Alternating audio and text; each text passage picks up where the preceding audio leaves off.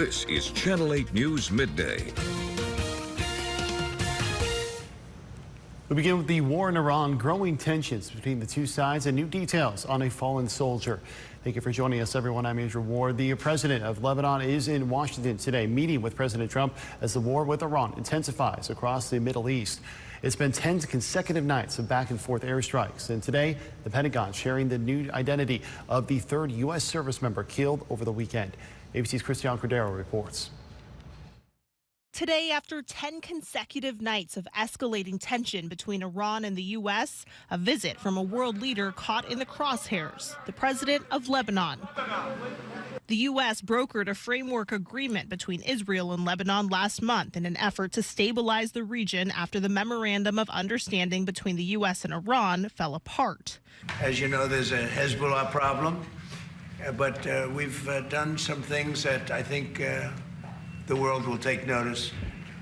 Again, it's been a very badly treated place and country, and we're going to have it properly treated. In recent days, the escalation between the U.S. and Iran has led to several deaths, including those of 3 U.S. service members. The Pentagon said Private Isabella Gonzalez of Texas and First Lieutenant Tyler James Feehan of Hawaii died after an Iranian attack on a U.S. base in Jordan. And today, the Pentagon shared the identity of a third service member killed. 30-year-old Sergeant Michael Emmanuel Swinton of North Carolina died after the controlled detonation of an Iranian drone in Iraq. Air raid sirens echoed overnight in Jordan. Officials there say its air defense systems intercepted 6 missiles and 5 drones.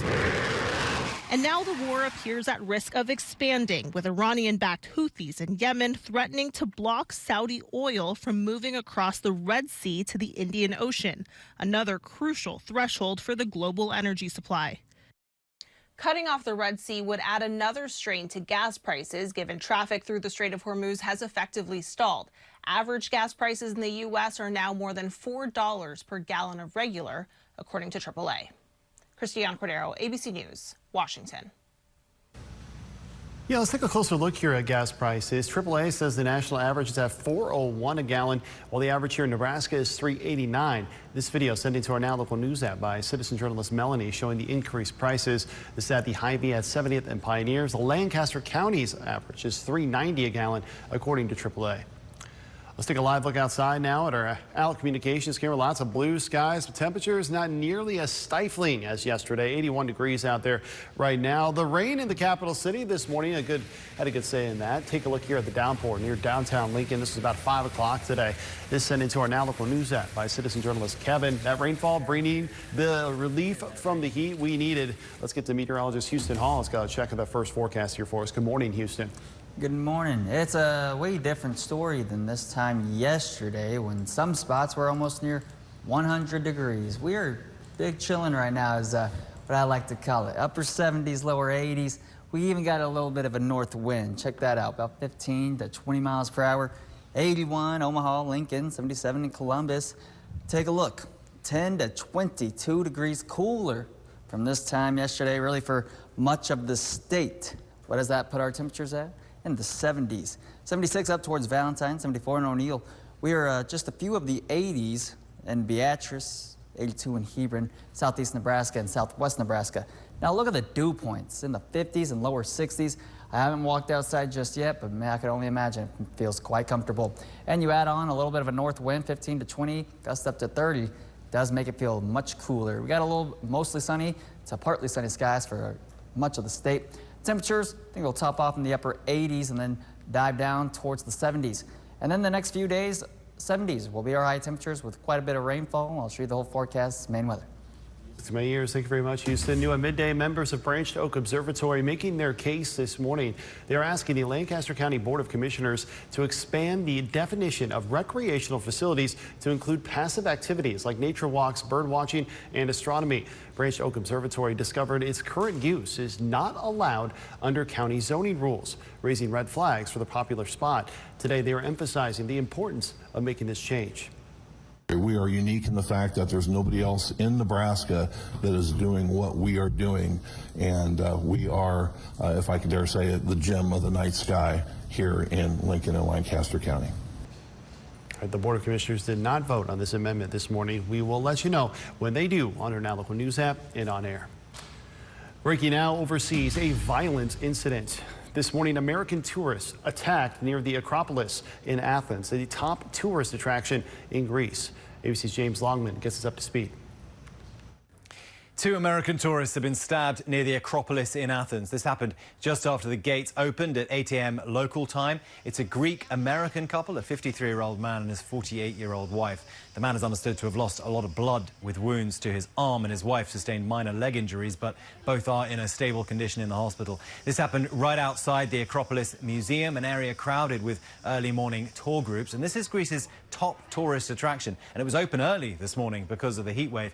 Police say the suspect had been out in the street brandishing a knife. He is now in custody, and he's described as a 60-year-old man with severe psychological problems. James Longman, ABC News in London.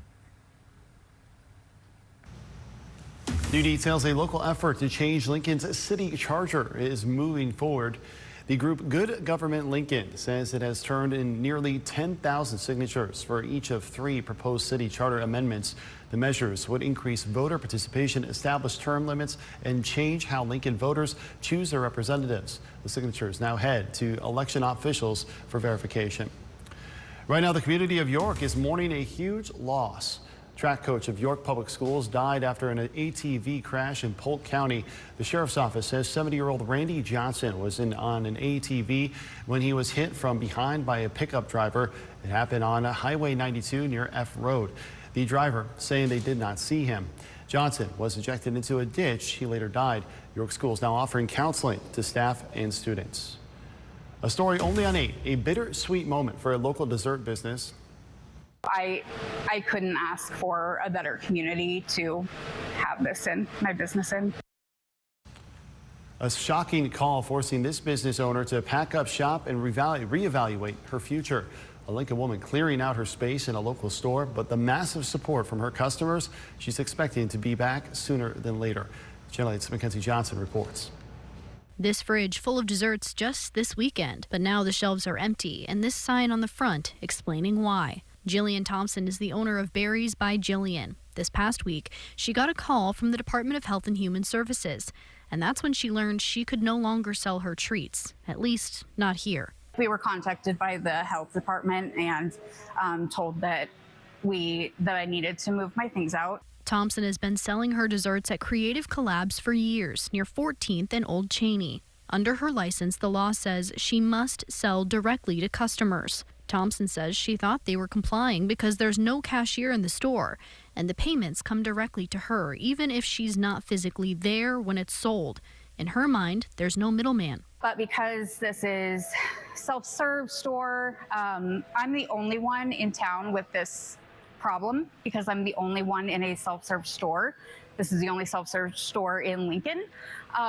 So it's just that one line within the law that states I have to sell it directly to customers, or I can also sell from my home. For now, that's her plan. She'll be putting out a bunch of products on her porch, and her goal? To be back at the store as soon as possible. I just announced today that we're actually going to be putting a commercial space here in Creative Collabs.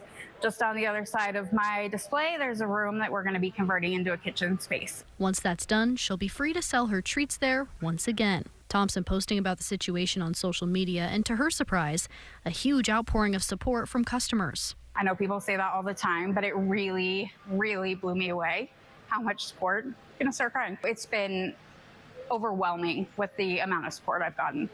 Reporting in Lincoln, Mackenzie Johnson, Channel 8 News.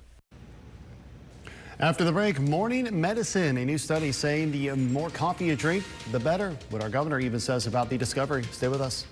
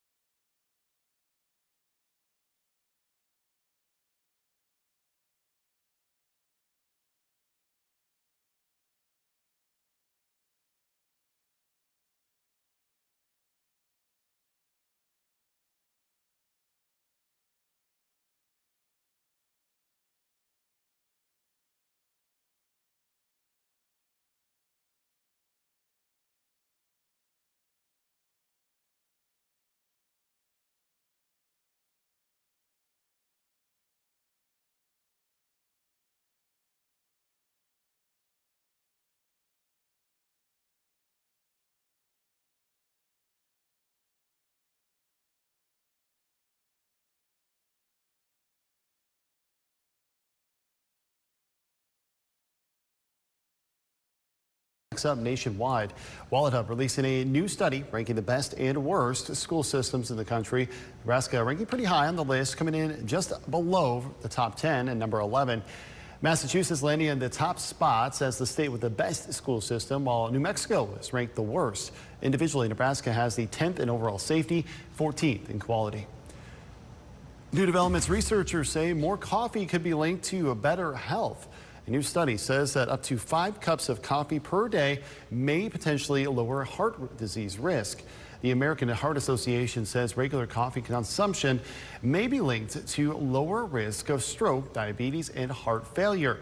The heart healthy links apply only to paper filtered or instant coffee, while unfiltered options like espresso and French press retain cafestol, a natural compound that raises the bad cholesterol that can clog arteries over time. Even our own governor, Jim Pillen, reacting to this study, posting to social media saying this is tremendous news for his team, adding 5 coffee cup emojis to his message. Well, millennials and Gen Z are turning to old hobbies for the community, and Novo Nordisk is suing Eli Lilly, alleging misleading GLP-1 advertising. Here's Jane King with your wellness report. Novo Nordisk has filed a lawsuit against Eli Lilly and Company, alleging that its advertising campaigns for its blockbuster obesity and diabetes drugs are designed to mislead consumers about their superior results. Novo Nordisk is specifically taking issue with nationwide ads that cite what it called outdated clinical trials to compare the highest doses of Lilly's medicines to lower doses of Novo's drugs. Lilly did not immediately respond to a request for comment. Well, grandma and grandpa hobbies are getting more popular. Younger Americans looking for connection and community have taken up things like knitting, quilting, and canning. A 1992 guide to building sheds and barns has become an unlikely hit. And thanks to a handful of book talkers, those are influencers who review and recommend books on TikTok, Monty Birch's How to Build Small Barns and Buildings is becoming very popular.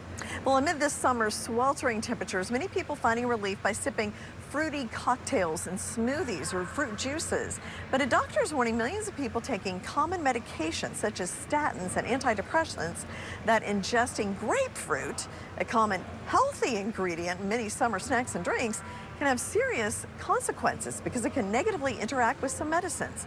Common cocktails that have grapefruit include Palomas, Greyhounds, some margaritas, and sea breezes. From the New York Stock Exchange, I'm Jane King. Here's your health. Yesterday would definitely be a great day for one of those drinks. Today, I mean, we're 20, 25 degrees cooler, and we got some rain on the way. I'll show you that here in a few.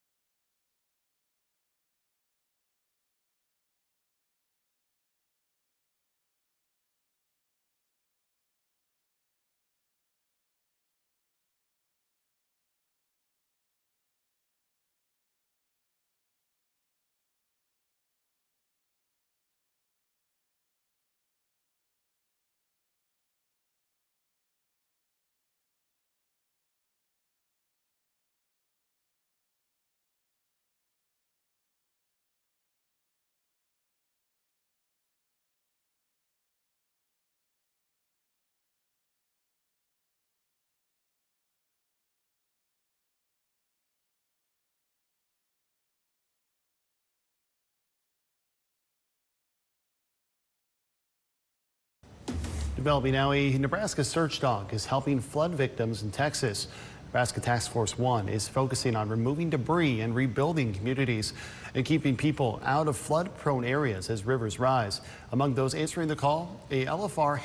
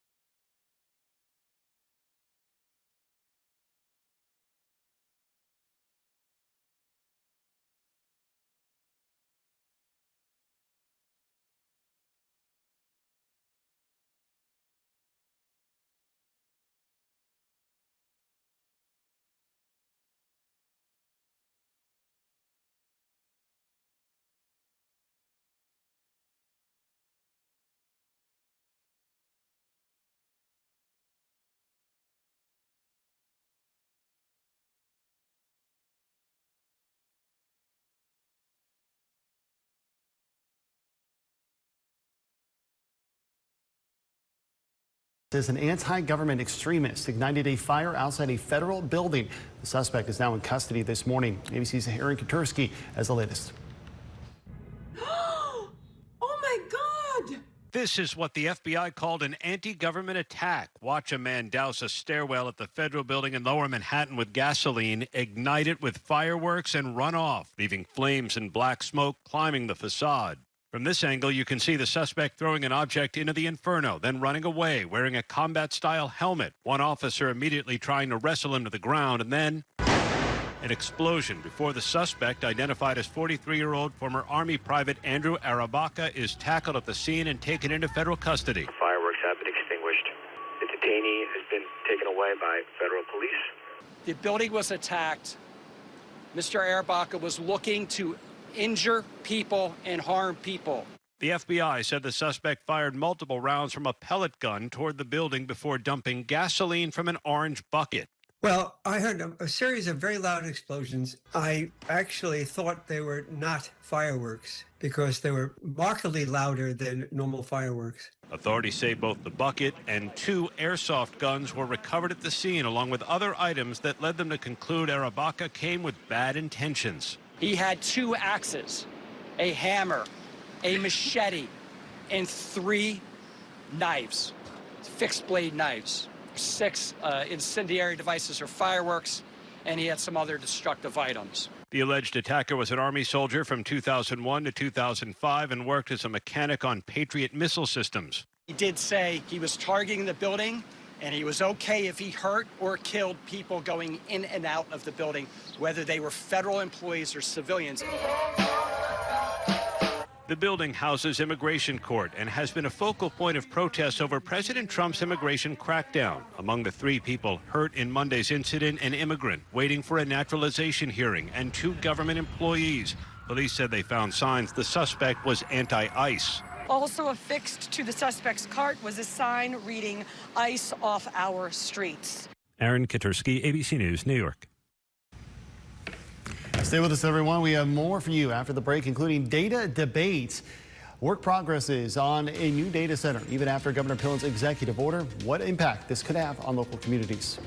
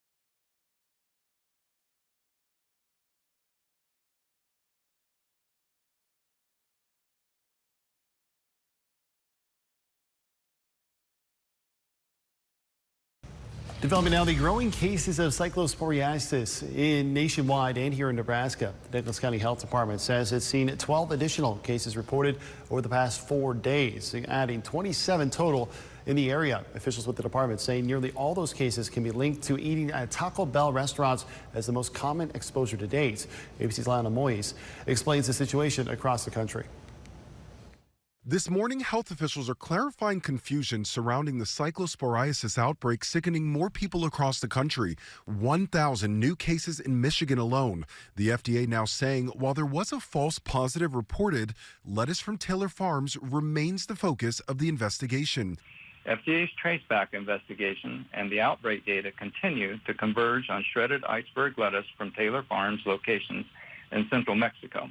More than 1,600 people got sick after eating shredded lettuce supplied to Taco Bell in these 5 states. Taco Bell says it's removed all affected lettuce, but the lettuce recall expanding, now affecting shredded iceberg and lettuce blends sold to grocery stores and restaurants in these 27 states. Walmart now pulling its Market Side brand of lettuce off shelves. Jack in the Box removing lettuce from locations in Texas, Oklahoma, and Louisiana. And food supplier Sysco and U.S. Foods halting deliveries of the affected lettuce. The recommendations right now are to use whole heads of lettuce as opposed to using bagged lettuce or pre-washed lettuce, removing the outer leaves and thoroughly washing the inner leaves. Symptoms from the parasitic illness can last for weeks and are especially concerning for people with other medical conditions. Democratic Senator John Ossoff is now demanding answers from Health Secretary RFK Jr.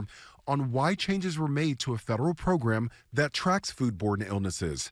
Ossoff saying the decision to terminate required tracking of parasitic infections puts Americans at risk. Kennedy did not immediately respond. Taylor Farms now says it will voluntarily stop sourcing iceberg lettuce from central Mexico for the rest of the season. Health officials expect more cases of illness because it can take 2 weeks for symptoms to appear. Lionel Moyes, ABC News, New York. And here's a live look outside. A little bit more of a breezy ABC Seamless camera. Lots of sunshine, but much more comfortable out there. Let's get to meteorologist Houston Allscott. Check out our first forecast here for us. Good morning, Houston. Good morning. Yes, I mean, I have yet to step outside. Well, it makes me sound bad. I love the nature. I get outside all the time. I've just been a little busy this morning. As we got rain chances these next 72 hours. Today, shaping up to be a very, very nice day indeed. Look at all those blue skies down in Beatrice. There's the Shones roofing truck. If you couldn't tell, this is our Beatrice cam. It's at 85 down there. Feels like 86. Usually, it'd be feeling like 94 or something. So the dew points are pretty low. Check out the temperature change from this time yesterday. O'Neill, 22 degrees cooler. We are about 10 degrees cooler here in Lincoln. Beatrice, but that makes our temperatures in the low to mid 70s. That means O'Neill was at 96 degrees this time yesterday. All of us feeling a lot better. Does not feel like a summer day. Southeast Nebraska and Southwest Nebraska in the low to mid 80s. Dew points 50s and 60s across the whole state of Nebraska. Very comfortable air, and the north wind is also trying to help us out here. 10, 15, maybe even 20 miles per hour. And some gusts, 25, 30. For your satellite radar, not much happening. Mostly sunny to partly sunny skies. Temperatures upper 80s, maybe those lower 90s. Looks to be a pleasant evening before tomorrow, and the next 2 days look to be chilly and rainy. I'll show you that here in a few. New levies are coming to Canada. President Trump is imposing new tariffs on a wide range of Canadian goods, saying the move is a response to Canada's retaliatory trade measures. ABC's Rita Roy gets us up to speed.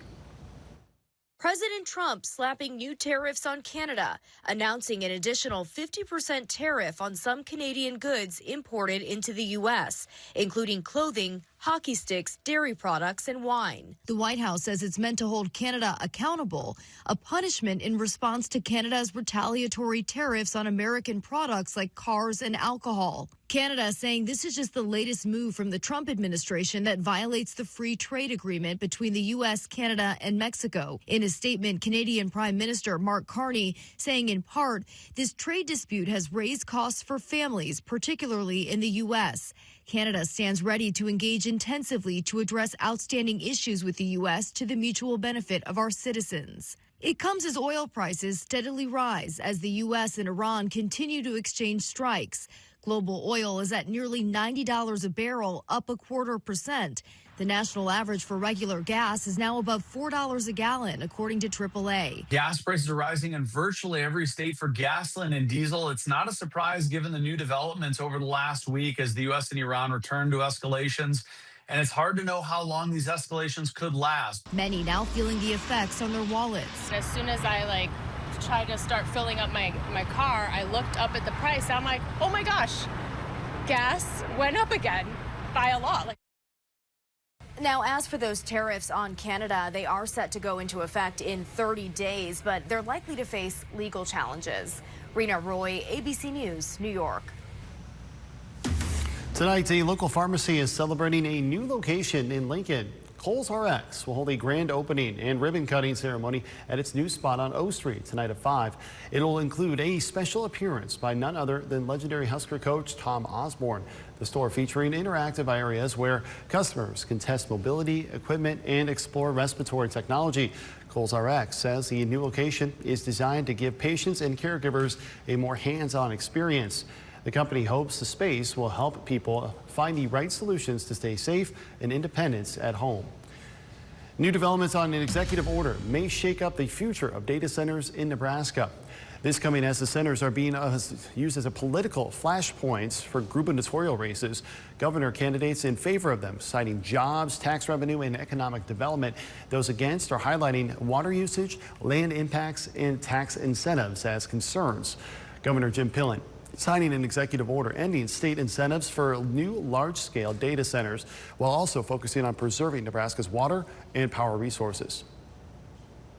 It's critical that we protect our consumers. It's critical that we protect our water and don't have excessive consumption of our water when we're talking about these. So these are things that are really, really important. And I think I want to make sure that I'm crystal clear. This is not a moratorium on data centers. Well, this shift from his behind-the-meter legislation in which he argued that Nebraska should attract data centers to the states. Now, this issue is likely to drive you to the polls in November. That's why we reached out to the Pillen's opponent, candidate Lynn Walls. She released a statement to Channel 8, reading in part, quote, "Less than 4 months ago, he was lobbying senators to pass these same incentives. We are tired of politicians saying one thing and doing another." This question becoming a reality for people, but not without some powerful pushback. Channel 8's Danielle Da Silva talking to people about their concerns and how they feel following the governor's announcement. The data center construction site here at North 56th and Highway 77, virtually uninterrupted by Governor Pillen's executive order. This is what I found when returning there today. Workers in hard hats clearing the land and cranes in the distance, lifting and placing heavy material. It's business as usual as they work to construct the $1.2 billion center. Many of his constituents telling me they are relieved by the news, like Wahoo native Kendra Robinson. Well, I hope if they continue to build the data centers, maybe they can give us some peace of mind that they won't create a water crisis, or maybe they can do more research on the environmental impact. The growing centers leave many on edge, like Robinson. She tells me she has high hopes for what information will come from the governor's data center task force. Maybe they can let us know exactly how much water it's going to use and the environmental impact it's going to have, and maybe if people are going to keep their jobs. The construction site I visited today shows no lack of workers. I noticed many on excavators and a variety of trucks coming and going. I reached out to the construction company about their thoughts on Governor Pillen's order, but have not heard back at this time. Reporting in Lincoln, Danielle Da Silva, Channel 8 News. Right now, Bridges to Hope is getting ready for a big move. It's relocating to a new donation and resource center, but the move will temporarily pause services next month. Bridges to Hope says it will close from August 1st through the 15th as it moves to a new donation and resource center at Hope Village. During that transition, the nonprofit will not accept donations, answer phones, or be able to provide services. It plans to reopen at its new location on Layton Avenue, August 17th. Still to come, barn books are growing in popularity. Why the old-timey method is bursting onto the social media scene. KOK KLKN is bringing you the best quality newscast. Whether it's breaking news, community concerns, or the stories shaping our future, we're committed to keeping you informed every step of the way. Our team is always there, bringing you the most comprehensive local coverage dedicated to serving our community and bringing Lincoln nothing but the best. When you need local, trustworthy news, the answer is simple. KLKN, bringing you Nebraska now. Hey, sports fans, KLKN is searching for another Athlete of the Week, sponsored by Menards. Do you know someone who's making a positive impact on and off the field? Nominate them as our Athlete of the Week today. Use the QR code on your screen to download our Now Local News app and submit your nomination under the Sports tab. Help us shine a light on outstanding athletes in our community. I'm Pete Ricketts, and I approve this message. One vote can make a big difference. Like Pete Ricketts' vote to cut taxes for working people. Dan Osborne would have voted to raise those taxes. You know, if I would have beaten Deb Fisher in 2024, the big, beautiful bill would have never passed. That would mean taxes on my tips. On my overtime. On my Social Security. More money out of our pockets. Higher taxes for working Nebraskans. That's the real Dan Osborne. Nebraskans can't afford fake Dan Osborne. Do you yearn for connection? Are you in need of encouragement, hope?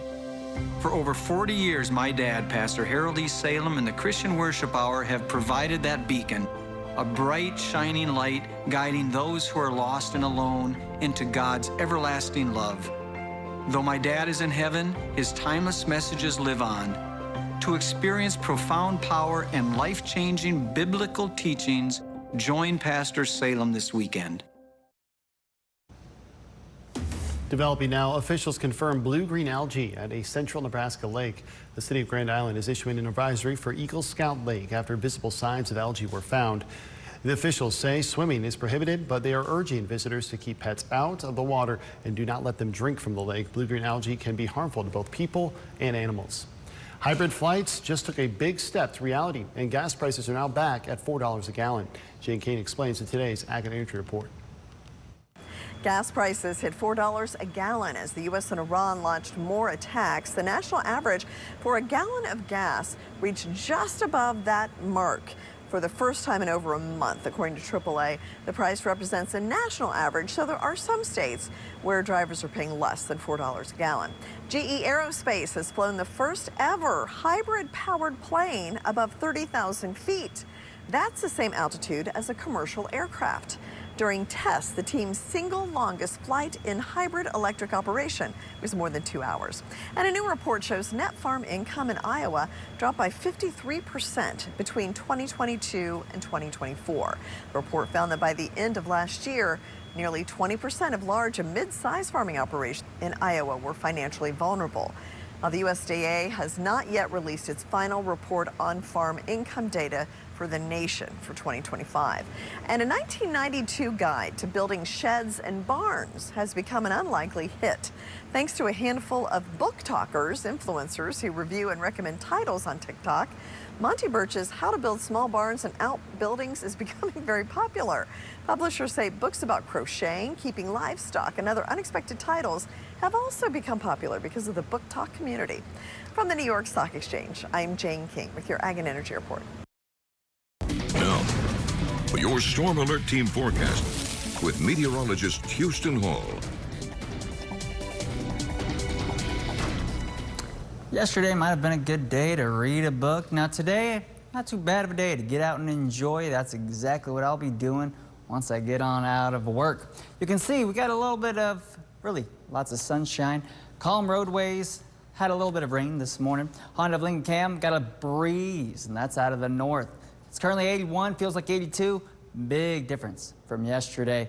And we've only got a feels like temperature of 82. That's 1 degree.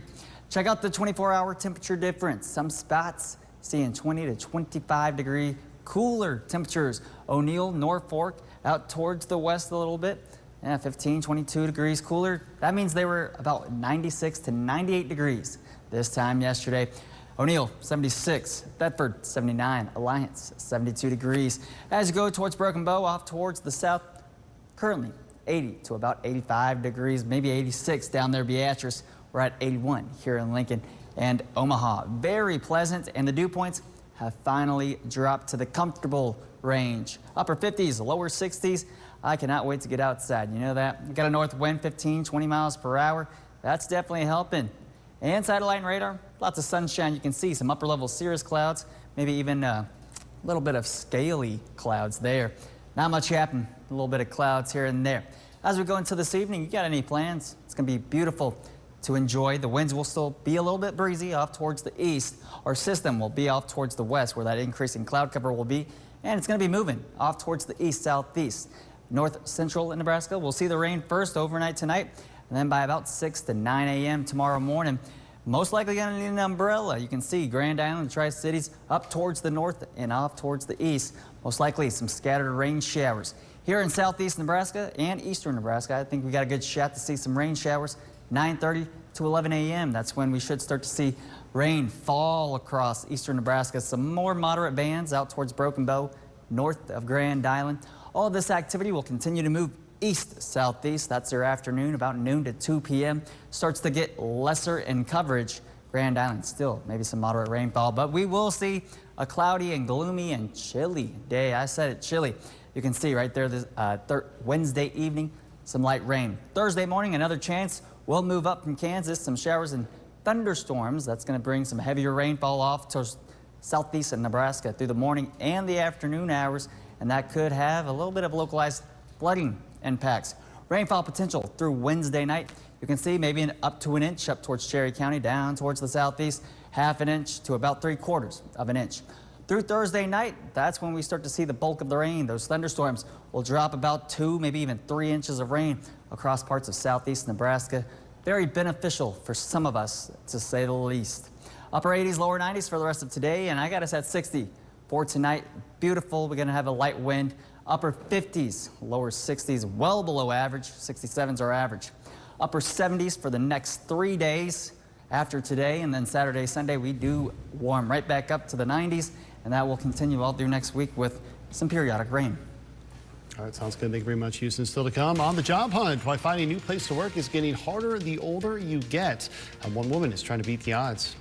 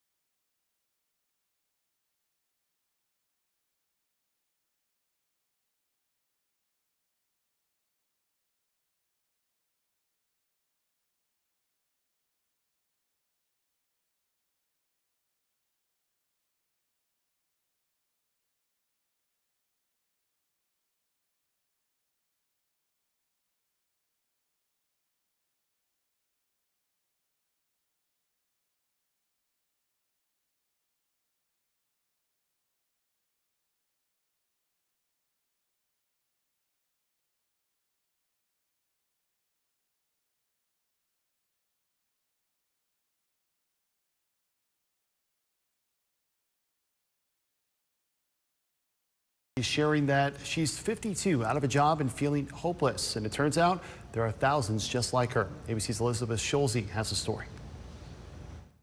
It's the midlife plot twist so many women recognize. No one wants to hire a 40-year-old has-been. Tell him he's 26. I'm gonna need some highlights. Women downplaying their work experience to land a job. I'm 52 and I can't get a job and the money's running out and I'm frightened. Stacey Duguid is doing just that after finding herself in a vulnerable place, over 50 and unemployed.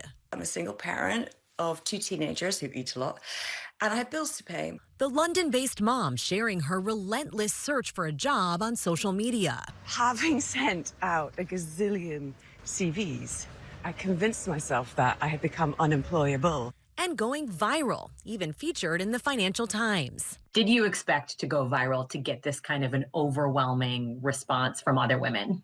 I had no idea what was coming. It was a tsunami. There were thousands and thousands and thousands. I don't know if you've ever used a pressure cooker and you take the lid off, like you're not supposed to take the lid off. And it was like that. Stacey says a friend gave her the advice to take 20 years of experience off her resume to look more attractive to employers and to AI algorithms on hiring platforms. You were literally chopping up your resume to try to appear younger in job applications. Yes. This is the well-documented advice given to midlife. Reduce yourself to 7 years of experience, take off your university dates, don't mention your age, maybe change your surname. 52-year-old Jody Karpus in Florida says she's been ghosted by hundreds of companies after applying for jobs. She's struggled to find steady work after immigrating to the U.S. 5 years ago from South Africa, where she left behind a successful PR company. I do feel shame. Shame that I'm in this situation at 52. Shame that I have no safety net. Government data shows women between the ages of 55 and 64 are on the job hunt for an average of about 2 months longer than women ages 25 to 44. One of the very most important things is leveraging the network that you already have. One of the best ways you can get yourself to the top of the stack is through connections and through networking. Networking in person seemed to turn the tide for Jody, who joined her local Chamber of Commerce and attends their events. I've gone from literally almost drowning, walking through water, not knowing that I'm going to swim or sink, or to feeling hope is restored. Elizabeth Schulze, ABC News, Washington.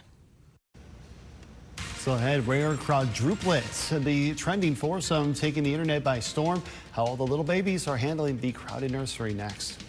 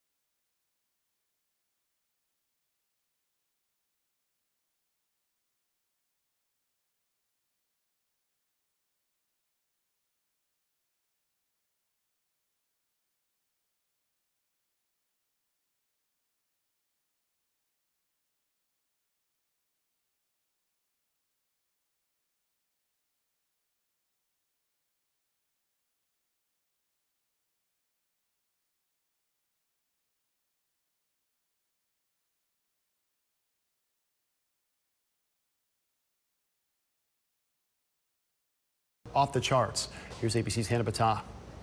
It's one of the rarest births in the world. A 34-year-old woman in Australia has delivered identical quadruplets. The family calling their newborn girls 4 precious miracles. It's amazing, to be honest, particularly the fact that this was spontaneously conceived. One fertilised egg that then splits not once, not twice, but 3 times into 4 different babies who then share a placenta. That is just incredible. The odds for such a birth? 1 in 15 million. The girls were naturally conceived. A surprise for mom, Genitar, and dad, Jortham, who already have 4 children. While it was considered a high-risk pregnancy, mom was able to deliver the babies at 28 weeks via C-section with no complications.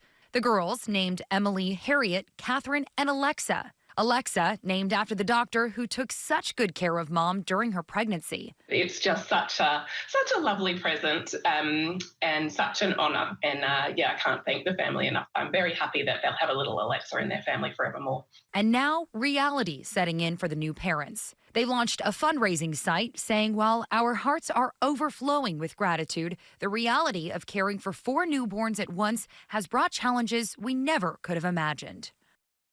The girls will stay in the NICU for several weeks as they grow stronger. Hannah Batal, ABC News, New York. Before we go to break, here's a live look outside at our Barry Law Tower camera. Final check of the forecast is next. Since 19